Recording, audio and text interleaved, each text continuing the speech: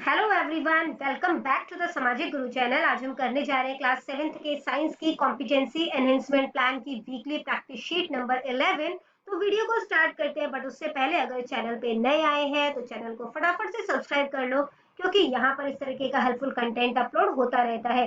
तो चलिए बिना देरी किए आंसर स्टार्ट करते हैं।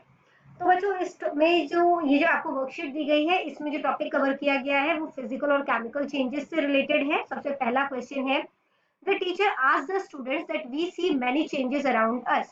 तो टीचर जो है उन्होंने बच्चों से कहा कि हम अपने आसपास बहुत सारे बदलाव देखते हैं। some of these changes are accompanied by formation of new substance while others are not। तो कुछ चेंजेस जो होते हैं वो न्यू सब्सटेंस को बना देते हैं, जबकि कुछ चेंजेस ऐसे होते हैं कि वो न्यू सब्सटेंस नहीं बनाते। ठीक है। What are the main type of these changes? तो ये जो चेंजेस होते हैं कौन से टाइप के हैं? Which of the following could the student have answered? तो बच्चों ने क्या आंसर किया होगा? ये दोनों ही तरीके के हैं, फिजिकल चेंज भी और केमिकल चेंज भी। केमिकल चेंज में एक न्यू सब्सटेंस बनता है, जबकि फिजिकल चेंज में सिर्फ उसका अपीयरेंस जो है वो चेंज होता है, कोई न्यू सब्सटेंस नहीं बनेगा। ठीक है। नेक्स्ट क्वेश्चन देखते हैं, क्वेश्चन नंबर 2, जो कि है on adding an ice cube in a glass. तो जब आप ग्लास में आइस क्यूब्स डालते हो, Rihan observed that without having any change in color, the size of the ice cube became smaller। तो कलर में कोई बदलाव नहीं आया, बट आइस क्यूब का साइज है वो छोटा हो गया। Identify correct option for the change that occurred in the ice cube. तो आइस क्यूब में किस तरीके का बदलाव आया, ये आपने बताना है। ठीक है। तो यहाँ पर जो है वो किस तरीके का बदलाव आया, फिजिकल चेंज हुआ है। ठीक है। क्योंकि जब आइस क्यूब मेल्ट हुआ तो ये फिजिकल चेंज में जो है वो गया। ठीक है। और ये क्यों गया, क्योंकि सॉलिड से मतलब कि आइस से वाटर बन जाएगा, फिर वाटर से आइस बन जाएगा। ठीक है। तो इसका रूप जो है, ठीक है, मतलब कि कोई न्यू सब्सटेंस जो है वो नहीं बन रहा है यहाँ पर। ठीक है। तो फिजिकल चेंज है इसका आंसर आएगा। अगला क्वेश्चन है, यहाँ पे सेकंड ऑप्शन करेक्ट है। नेक्स्ट क्वेश्चन है, Geeta cut a piece of paper into 4 square pieces. तो गीता ने एक पेपर को 4 टुकड़ों में बांट दिया। ठीक है। और उसे फ्लोर पे रखा इस तरीके से कि ओरिजिनल पीस ऑफ पेपर लग रहा था। ठीक है। जैसे कि बड़े साइज का पेपर इन्होंने काटा होगा तो वही लग रहा था। तो उसकी फ्रेंड जो उसके पास खड़ी थी उसने बताया ये किस तरीके का चेंज है। तो ये बेटा इरिवर्सिबल चेंज भी है। ठीक है। क्योंकि पेपर काट दिया, आप उसको दोबारा से न्यू नहीं बना सकते। ठीक है। और फिजिकल चेंज भी है। क्यों? क्योंकि पेपर को काटने के बाद भी वो पेपर ही था, कोई न्यू सब्सटेंस नहीं बना। ठीक है। तो बोथ सेकेंड एंड थर्ड जो है वो सही है। ठीक है। यानी कि दो में दो आते 3। क्वेश्चन नंबर 4 देखते हैं। क्वेश्चन नंबर 4 है, the teacher explain physical changes using example from daily life and stated that during the physical change only the physical properties of a substance change। तो टीचर जो है वो बता रहे थे कि फिजिकल चेंज में सिर्फ जो फिजिकल प्रॉपर्टीज है, ठीक है, उसमें बदलाव आता है। From the following option which property does not account for a physical change. तो इसमें से कौन सा ऑप्शन जो है वो चूज करोगे आप, जो कि दिखाता है कि वो फिजिकल चेंज नहीं हो रहा। ठीक है। तो चेंज इन स्टेट, जैसे आइस वाटर में कन्वर्ट होता है, तो ये फिजिकल चेंज है। चेंज इन शेप, बर्फ का साइज जो है वो छोटा हो गया था। ठीक है। वो भी फिजिकल चेंज है। Production of gas, but gas में कन्वर्ट हो गया तो वो केमिकल चेंज की वजह से हुआ। ठीक है। तो प्रोडक्शन ऑफ गैस जो है वो इसका आंसर हो जाएगा, गैस द पैदा होना। इसके बाद बेटा क्वेश्चन नंबर 5 है, in the physical lab the teacher prepared lime water. ठीक है। तो टीचर ने जो है वो लाइम वाटर जो है वो प्रिपेयर किया, दो सब्सटेंस को यूज करते हुए, क्विक लाइम और वाटर। ठीक है। She mixed quick lime with water forming a white coloured solution. तो उन्होंने व्हाइट मतलब कि जब उन्होंने क्विक लाइम और वाटर को जो है वो मिक्स किया तो व्हाइट कलर का सॉल्यूशन बना, जिसे कि लाइम वाटर कहा गया। The student were then asked to choose the chemical formula of this lime water. तो केमिकल फॉर्मूला इसके लिए यूज करना है।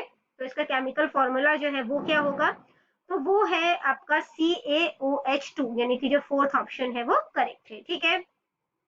क्वेश्चन नंबर 6 जो है वो देखते हैं, यहाँ पे जो है वो फोर्थ ऑप्शन करेक्ट है। क्वेश्चन नंबर 6 देखते हैं, Paras left the left over of dinner on the plate. तो जो है पारस ने जो खाना खाया होगा उसके बाद जो बचा कुचा था वो प्लेट में ही छोड़ दिया। After 2 days the food started smelling bad. और 2 दिन बाद खाने में से बदबू आने लगी। Paras want to know the reason behind this. तो इसके पीछे रीजन जो है वो क्या रहा होगा, क्योंकि केमिकल चेंज हुआ है उसमें। ठीक है। Due to chemical change, second option जो है वो करेक्ट है। क्वेश्चन नंबर 7 है, on Diwali night Komal lit lots of candle in her home. तो दिवाली की रात थी, कोमल ने काफी सारे कैंडल्स अपने घर में जलाए। She noticed that there length decrease over time. तो उसने देखा कि जो कैंडल है उसका साइज धीरे धीरे करके कम हो रहा है। Although they were still lightning, लेकिन वो फिर भी जल रहे हैं। कोमल wanted to inquire what type of change takes place when a candle burn. तो वो जानना चाहती थी कि किस तरीके का चेंज होगा अगर कैंडल जो है वो जलेगी। ठीक, तो ये किस तरीके का चेंज होगा? ये फिजिकल चेंज भी है क्योंकि वैक्स जो मेल्ट हो रहा है ना, तो वो लिक्विड में कन्वर्ट हो रहा है, तो ये फिजिकल चेंज है।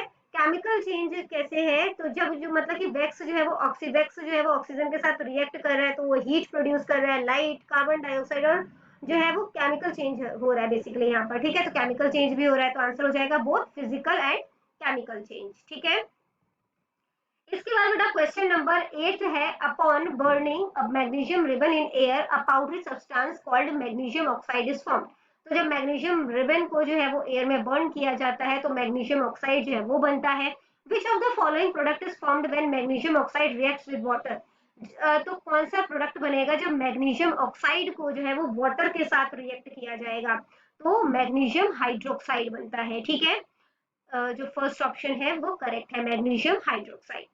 Question number 9 है बेटा, the teacher explained to the student by showing an iron grill that when an iron articles are exposed to the atmosphere, कि जब लोहे का कोई जो है वो सब्सटेंस जो है वो हवा के साथ एक्सपोज होता है, एटमोस्फेयर के साथ एक्सपोज होता है, रेडिश ब्राउन कलर का लेयर जो है वो बन जाता है जिसको कि रस्ट यानी कि जंग कहा जाता है।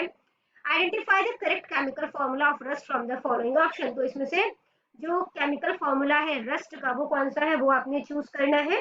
तो Fe2O3, ठीक है, उसको मल्टीप्लाई कर दिया H2O के साथ। ठीक है, तो यानी कि वाटर के साथ जो है वो मल्टीप्लाई कर दिया तो रस्ट जो है वो बन जाएगा, तो ये जो है वो सही है। ठीक है, Fe2O3 उसको मल्टीप्लाई कर दिया H2O के साथ, फर्स्ट ऑप्शन जो है वो करेक्ट है। नेक्स्ट क्वेश्चन है बेटा, Deepinder's class was taught about different method of prevention of rust। तो बहुत सारे तरीके बताए गए कि लोहे को जंग से कैसे बचाया जा सकता है। Teacher asked the class today that which metal is used for galvanization of iron article। तो कौन से मेटल का इस्तेमाल किया जाता है आयरन आर्टिकल्स पे गैल्वेनाइजेशन करने के लिए? तो इसका आंसर क्या है? Zinc.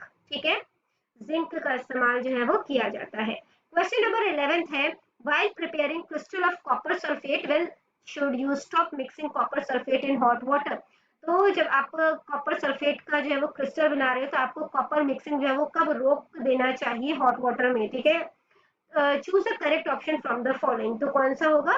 Till no more powder can be dissolve, जब ज्यादा और ज्यादा जो है कॉपर सल्फेट पानी में नहीं घोला जा रहा उस टाइम पे आपको इसे रोक देना चाहिए। ठीक है, इसके बाद बेटा यहाँ पे क्वेश्चन जो ऑप्शन नंबर 3 है वो करेक्ट है। क्वेश्चन नंबर 12 देखते हैं, आयरन स्मिथ यानी कि जो लोहार है mention that iron articles can be prevented from rusting only by avoiding contact with oxygen and water. तो वो बताते हैं ऑक्सीजन और वाटर के कांटेक्ट में अगर ये मतलब कि लोहा नहीं आएगा तब इसे मतलब कि बचाया जा सकता है लोहे को। ठीक है, जंग लगने से। Which of the following method are suitable for preventing iron from rusting? तो कौन सा तरीका जो है लोहे को जंग से बचाने के लिए यूज किया जा सकता है? ग्रीसिंग की जा सकती है, ऑयलिंग की जा सकती है, पेंट किया जा सकता है, गैल्वेनाइजेशन के प्रोसेस के थ्रू हो सकता है। तो आंसर हो जाएगा ऑल ऑफ द अबव, यानी कि उपरोक्त सारे।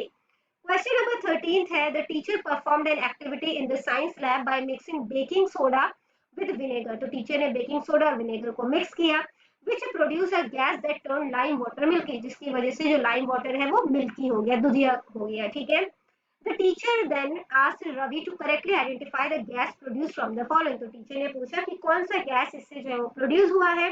तो कार्बन डाइऑक्साइड जो है वो इससे प्रोड्यूस होता है। ठीक है, इसके बाद बेटा क्वेश्चन नंबर 14 है कि in class 7th while explaining the topic of chemical changes teacher asked her student that which of the following is an example of chemical reaction। इसमें से कौन सा केमिकल रिएक्शन का जो है वो एग्जांपल है? कुकिंग ऑफ फूड करोगे है ना, तो वो भी केमिकल रिएक्शन है, चेंज हो जाते हैं उसकी मतलब की प्रॉपर्टीज जो है वो चेंज हो जाएगी। Change in the colour of potato slices, तो भी जो है वो भी केमिकल रिएक्शन की वजह से होता है। कैंडल का बर्न होना भी केमिकल रिएक्शन की वजह से होगा, तो आंसर हो जाएगा ऑल ऑफ द अबव, यानी कि उपरोक्त सारे। ठीक है, क्वेश्चन नंबर 15 है, during a science exhibition students dipped iron nail into a solution of copper sulphate. तो एक है कि साइंस एग्जीबिशन के दौरान स्टूडेंट ने जो है वो आयरन नेल को डिप किया, ठीक है, solution of copper sulphate for some time, copper sulphate के सॉल्यूशन में, जिसकी वजह से इसका कलर जो है वो ब्लू से ग्रीन में चेंज हो गया। तो इसके पीछे क्या रीजन रहा है वो आपने बताना है। तो रीजन क्या है इसके पीछे? आयरन सल्फेट का जो है वो फॉर्मेशन हुआ है। ठीक है, सेकेंड ऑप्शन जो है वो करेक्ट है। तो बच्चों ये वीडियो हो जाती है हमारे यहीं पर खत्म। इनकेस आपको कोई भी डाउट है तो आप कमेंट सेक्शन में क्वेश्चन कीजिए, रिप्लाई करने की पूरी कोशिश करूंगी। Thank you very much and all the best for your test. Bye bye.